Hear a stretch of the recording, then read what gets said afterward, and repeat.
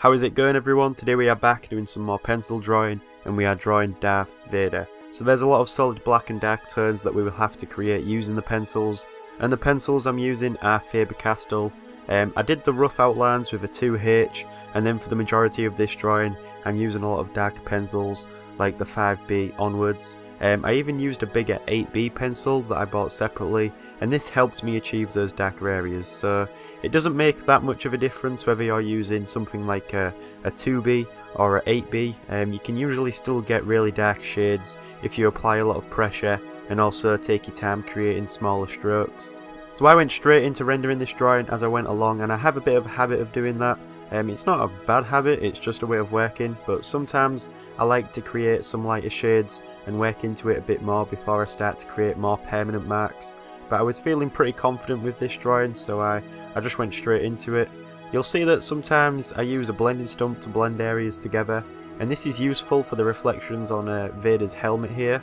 That's probably something I could have worked on a little bit more, is the reflections and giving it a bit more of a realistic 3D appearance. But I wasn't planning on spending too long on this piece. I think it took me maybe a few hours to finish, but not too long. Sometimes I like to just come away from a project if it's taken me a long time to finish and to work on something smaller like this. And also I enjoy creating fan art, especially if it's Star Wars related. I'm a big fan of that, and what a better way to start with one of the most popular characters. I was satisfied with the end result. I think if I had spent more time on it I could have maybe cleaned up some areas, make the darker areas more bolder, and obviously the reflections make them a bit more, make them stand out a little more. You can see that with this drawing I'm always layering over the darker areas to try and emphasise them and make them stand out more. The only problem with pencil is that when you put it onto the paper it can sometimes reflect light, and that can take away some of the emphasis on the shadow. So there might be a bit of that happening, and I think the camera picks up the light a bit, but that's the only issue with graphite.